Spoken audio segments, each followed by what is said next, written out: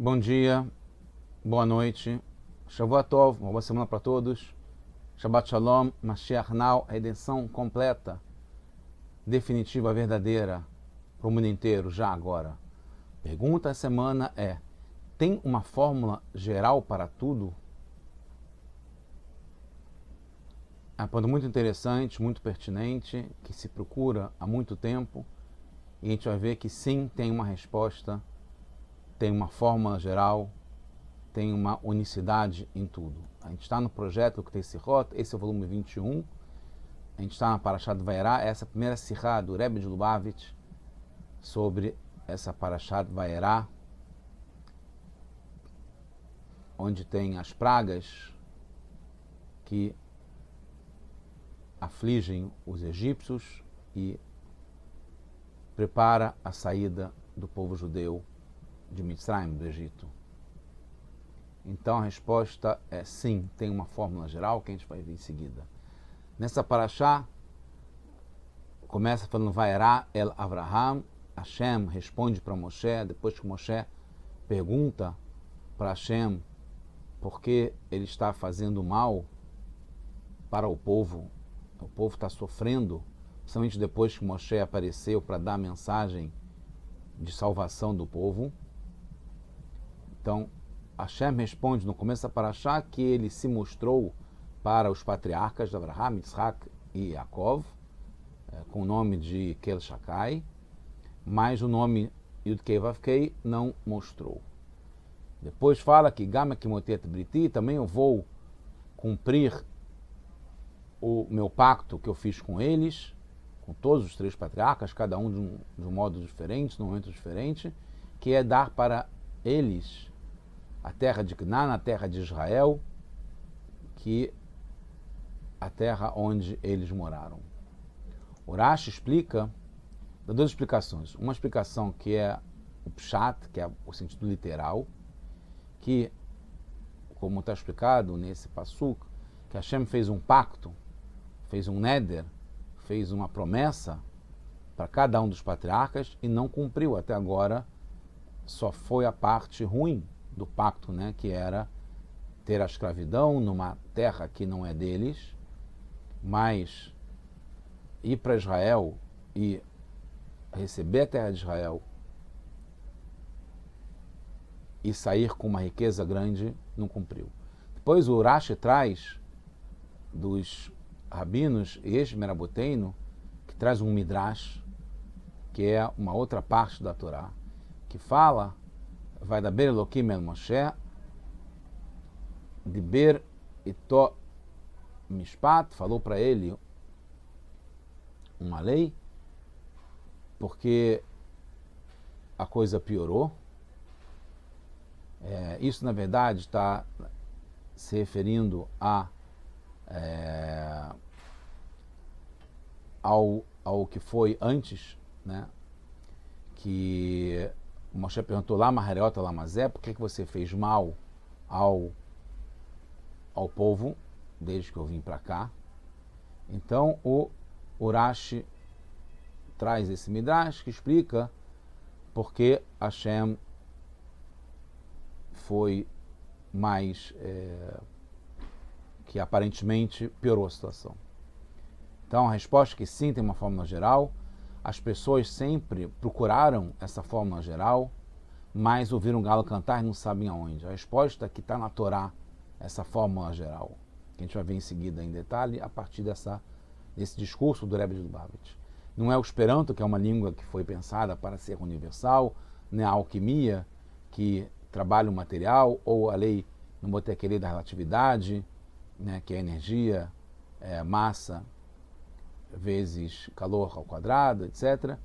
E não é também um controle remoto que aciona qualquer aparelho, ou a internet das coisas, que aciona vários aparelhos, ou o ChatGPT, inteligência artificial, que serve para fazer fotos, desenhos, projetos, textos, etc. Ou uma aplicação, um app de tradução, que traduz qualquer língua para qualquer língua, etc. Não é disso que a gente está falando nessa fórmula geral. A fórmula geral é a unicidade que tem em cada coisa no mundo. Então vamos lá, o Rashi explica que, primeiro, Hashem também ouviu os gritos do povo judeu, como a gente falou, e então fale com eles que os retirarei, que Hashem vai tirar, como ele fez esse pacto, como a gente falou. O pacto foi dar a terra de Israel e ainda não cumpriu. Depois tem o que eu falei, que Moshe reclamou porque essa ação piorou, né? E a resposta foi lembrar a grandeza dos patriarcas, que eles não questionaram os atributos de Hashem. E isso está ligado com uma explicação do Midrash, que é uma explicação alegórica, né? Através de metáforas ou histórias, que não é tão exato como o sentido literal. Então, o Rashi explica que sob essa parte do Midrash, que ele traz um passo que vem de Miau, que é Jeremias, capítulo 23, né, do profeta Jeremias, que fala Haló ko divrei kaesh, que as minhas palavras são como o fogo, Neum Hashem, assim falou Hashem, o que patish hipotzetz sela, como um martelo que bate na pedra.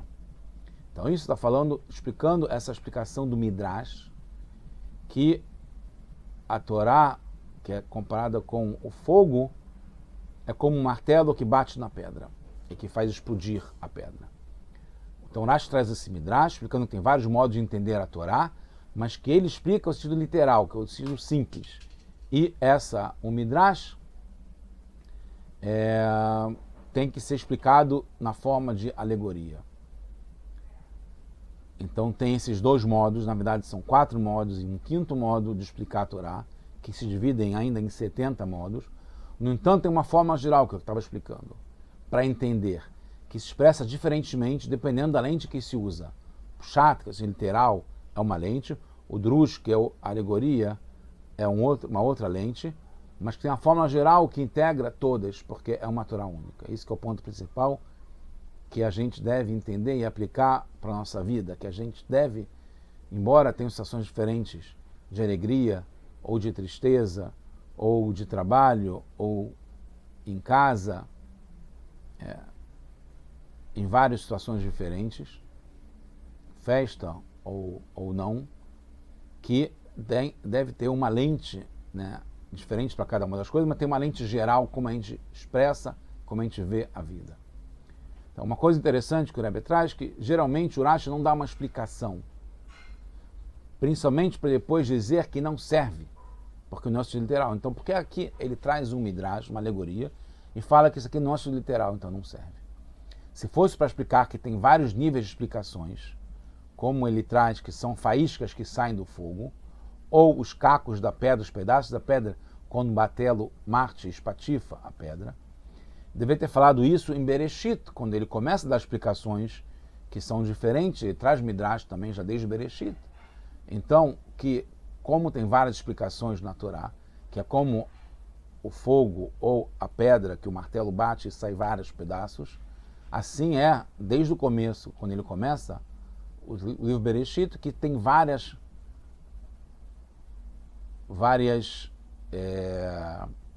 lentes e tem várias formas, não tem uma forma geral, porque são várias diferentes, como tem sentido literal, tem sentido alegórico. Sobre a metáfora do martelo tem algumas questões. 3. Primeiro, poderia ser que a pedra vira pedaço, como é o mais comum, né? Que o martelo bate e a pedra se espatifa. Tem a outra, que é o próprio martelo que vira pedaços, porque se a pedra é muito dura, é o martelo que se quebra e vira pedaços, como dá para entender, porque parece que o patish, que é o martelo, e pode ser que ele explode com a pedra.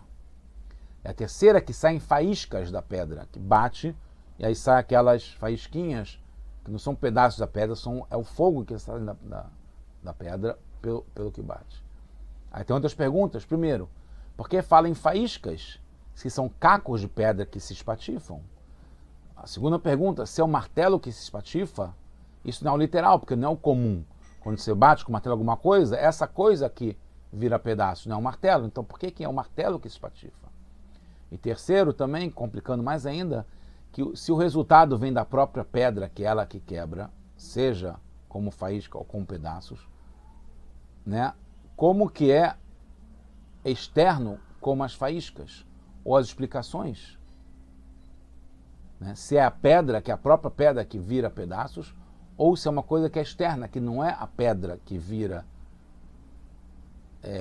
diferentes partes, mas sim a faísca ou as explicações. Não é a Torá que vira vários pedaços, são as explicações da Torá. A Torá continua inteira. Então, por que o Urash explica desse modo? E vamos tentar entender de uma forma clara e simples, porque, aparentemente, como a gente está vendo aqui, isso tudo não é tão simples. Se o Urash visa, pelo sentido literal, que é o Pshat, explicar para uma criança que está estudando a Torá e tem apenas 5 anos, tem que ser de uma forma bem mastigada. E como é que pode estar colocando as questões complicadas? Se o martelo bate na pedra e aí saem pedaços ou faíscas da pedra, ou de fora da pedra, ou do martelo que se quebra, não está muito claro. Além do que, se fosse para ser claro, a gente vê no Talmud, tanto em Shabat quanto no Tratado de Sanhedrin, que é explicado lá Urash de forma bem mais simples, que a Torá se divide em 70 linguagens, 70 idiomas, que uma leitura sai com várias explicações, então é muito mais claro. E aí, não precisa falar o que a gente trouxe aqui de volta, essa profecia do Irmial, Haló, Kod, Divrei, Kaesh, que as palavras são como fogo, Hashem falou assim, e como um martelo que bate na pedra. Tem outra coisa, no Talmud, em Sukkah, em Kiddushin, sim é trazido esse verso, que quando o ferro explode em vários pedaços, citando esse verso, mas faz sentido porque lá é referente ao agente que faz o ferro se derreter, que é o fogo. O fogo faz o ferro se derreter. O ferro, inclusive, é interessante que é Barzel, tá ligado com o Brasil. Assim como aquele que não consegue, está explicando alguém que não consegue entender a Torá. E aí traz-se ele para o Beit Midrash, e lá se faz com o fogo da Torá que ele se derreta, que ele se anule, que ele consiga deixar entrar nele a Torá. Agora a gente vai ver outra explicação do Rashi em relação a Parashat Vaishlach. Lá tem um assunto interessante que é difícil de entender sem o Rashi explicar, ajudar a explicar, que fala que o Yaakov, Hashem mandou para ele fazer um Mizbeer, um altar para sacrifício, e vai Kraló, e foi chamado esse altar Kel Elokei Israel. O altar é chamado de Deus Kel, que é Deus de Israel. O Rashi fala duas coisas, assim como, já dando mastigado, ele explica nessa parashá. Um que é o sentido literal, que é esse aqui em cima, e um sentido que é do Midrash, que é uma outra explicação, umas outras linguagens da Torá para explicar. Que na verdade é uma fórmula única, mas está dividido em duas lentes separadas. Uma, o Rashi fala que esse não é que o altar é chamado de Hashem, tá? É como se falar o altar de Hashem. A explicação longa é sobre isso. E tem outras explicações que fala Hashem Nissi, que não é que Hashem é o milagre de Hashem, e assim por diante. E aqui traz o Midrash que fala que é mais complicado, como alegoria dá para entender, mas literal, porque o Rashi está aqui explicando que Hashem chama Yaakov de Kel, chama Yaakov de Deus. Isso inclusive é um princípio que está na Torá, que a gente pode extrapolar para outras coisas, que e aí o Rashi traz esse passuco genial, só que ele faz de uma forma já reduzida, que é Divrei Torá, que as palavras da Torá é como um martelo que explode ou bate na pedra. E aí Mithalkim se divide em algumas explicações, alguns entendimentos. E eu vim simplesmente para explicar o Peshutosh Mikra, a parte simples, literal da Torá. Então não vou explicar aqui o que é esse Midrash que fala que Hashem chama Yaakov de Kel, de Deus. Mas o Rashi traz aqui e explica essa questão simplesmente das 70 linguagens, dos vários motivos, várias explicações que tem na Torá, e esse é um Midrash que é diferente do que está no sentido literal, que é o altar de Hashem, e não o altar de Yaakov, chamado Hashem. Então, aqui em Vaishlach, que é em Bereshit, no capítulo 33, o Rashi explica de modo mais simples, que se dividem em várias explicações, e é sobre a Torá essas explicações, que é o martelo que espatifa a pedra em muitos pedaços, como eu falei, e não mostra o começo do verso que fala sobre o fogo, porque aqui está falando sobre a pedra, como a Torá, que se divide em várias explicações, em várias interpretações, que inclui o literal e o alegórico, e que ele aqui não vai entrar nos assuntos de alegoria ou de Kabbalah, que é a parte mística, ou a parte simbólica, que é o Remes. A pergunta é por que aqui traz a palavra faíscas e traz o começo do verso sobre o fogo, no que a gente está falando nessa nova explicação em Parashat Vairá, que a gente está aqui agora. Então, uma explicação que vai ajudar a entender tudo, que o Rashi justamente enfatiza o fogo que tem nesse passuco no começo. Por isso que ele traz aqui o fogo. Porque o fogo é quem se divide em faíscas. É o próprio fogo. Assim como a Torá, quando tem várias explicações da Torá, várias das linguagens, não é que são vários tipos de Torá. É mesmo a Torá, assim como o mesmo fogo, que se divide em faíscas. O martelo é só uma referência, como se fosse o fogo que traz várias partes, que é essa explosão, que são as faíscas. O fogo vira faíscas. Assim como o martelo combate na pedra, saem vários pedaços de pedra. Então o importante aqui é a gente entender que é um fogo único, e as faíscas são parte do fogo. É a mesma qualidade e quantidade, não é que se aumenta o fogo, é ele que se transforma nas faíscas. Então aqui tem uma inovação grande, diferentemente do Midrash separado do Pshat, que é tudo uma coisa só. Então, a gente vê que o Midrash é alegórico, e isso, embora esteja em outro nível, não é que é superior, mas ele vai junto aqui, porque o sentido literal precisa do alegórico. Por isso que o Rashi traz as duas explicações. Porque o alegórico, que o Midrash vai ajudar a explicar o que é o literal. Então se torna o principal. E no fundo, o sentido literal que que Hashem prometeu no pacto com os patriarcas, ele vai cumprir agora, que ele ouviu da reclamação do Moshe. Que isso vai além do sentido simples que vem primeiro. Então o Midrash vai ajudar a entender, quando fala que os patriarcas não reclamaram, etc., e agora com Moshe vai se ter essa nova revelação que não teve para os patriarcas. Então a criança pode se perguntar, por que Hashem não reclamou com Moshe? Que pena que os patriarcas não estão mais por aqui, porque eles não reclamavam, e você está reclamando. Então Rashi sim explica que Hashem falou isso. Por isso que ele coloca na explicação do Midrash. Mas não é a explicação literal. Porque nem toda a conversa entre Hashem e Moshe aparece na Torá. Então isso o Rashi coloca que é o Midrash, que é alguma coisa que a gente sabe que foi falado entre Hashem e Moshe. Que Hashem reclamou, devolveu para Moshe, você está reclamando de mim, eu estou reclamando de você, porque você está reclamando, enquanto que os patriarcas, que saudades que eu tenho deles, porque eles não reclamavam. Então, Rashi faz questão de acalmar a criança, fala assim, sua lógica faz sentido. Tem motivo que Hashem sinta saudades dos patriarcas, porque a criança de 5 anos já leu Bereshit e viu que os patriarcas tinham uma relação mais tranquila com Hashem, sem reclamar, aceitando tudo.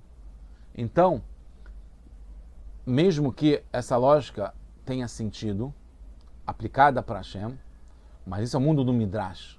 No mundo real, prático, produtivo, que a criança vê no dia a dia, interessa o que será feito, essa missão. E o objetivo, a mensagem principal que a gente aprende aqui. Existe a explicação da alegoria, existe a explicação que faz mais lógica, que faz mais sentido, que explica os bastidores, que a pessoa, mesmo a criança de 5 anos, pode pensar, por que Hashem não reclama com Moshe que ele está reclamando? Por que Hashem não sente saudade dos patriarcas? Isso sim é verdade. Está escrito no Midrash, Urashi, para acalmar, fala, existe isso mesmo. Mas não serve para nada para a gente, porque isso não vai mudar nada a situação. O mais importante é que sim Moshe reclamou com Hashem, e que sim Hashem vai fazer alguma coisa no futuro, vai salvar o povo, porque justamente Moshe trouxe uma questão que não faz sentido. Não ele reclamar, sim, ele tem que reclamar, porque não faz sentido Hashem deixar o povo sofrendo, depois que tudo aconteceu, depois que Moshe apareceu, mais ainda o sofrimento. Assim como agora a gente perguntar, Ad matai, até quando? Tanta loucura, tanta morte, tanta violência, tantas coisas negativas, tanto sofrimento para as pessoas boas. A gente reclama com Hashem. Mesmo que Hashem possa ficar, entre aspas, chateados que a gente está reclamando e não está querendo entender, não está querendo aceitar o que ele faz. Mas porque isso é produtivo, isso é prático, isso a criança sabe. Hashem tem que fazer alguma coisa, a gente quer que ele faça alguma coisa. Então interessa o que será feito para frente, não o que foi, não o que aconteceu, não a explicação, mas sim a atitude. Não adianta a reclamação, o passado e o aprendizado, adianta o que vai ser feito para frente. Isso é uma coisa que liga tudo, é a fórmula geral. Por isso também o assunto do fogo das faíscas, no fundo são uma coisa só, uma fórmula só, uma única Torá, tanto em quantidade quanto em qualidade. Antes a metáfora que está ligada com a pedra, cada pedaço é diferente em tamanho e conteúdo. Aqui o foco, no sentido básico, o foco está ligado com o fogo também, no sentido básico, que é único, que tudo é um só, uma única Torá. Tem o Pardes, que são os vários níveis de explicações, Pshat, Drush, Remez e Sod, para cada um dos 4 mundos que a gente fala sempre, né, de Atzilut, Beriá, Yetzirá e Asiá. Mas está tudo ligado, é uma coisa só, é um nome de Hashem só, Yud Kei Vav Kei. O revelado com o oculto também. Um ajuda e explica o outro. É a Hassidut, que é o nível que integra tudo, que explica o que são os pés, que fala de os pés de Hashem, o que são os dedos de Hashem, o que é a mão de Hashem, tudo isso, etc. Uma explicação que integra e dá um sentido para tudo isso de uma forma integrada. Então que a gente possa merecer logo o estudo de todas as partes da Torá, no modo de uma única Torá, uma Torá Kulá, como a Torá e com a Torá de Mashiach, que é uma única só, que vai ensinar para o povo inteiro, logo de verdade, seja agora, uma fórmula única, já com Mashiach, a redenção para o mundo inteiro, uma Torá única na nossa terra de Israel, que vai juntar o mundo inteiro, o povo único agora, já. Tudo de bom para todos nós, Mashiach now.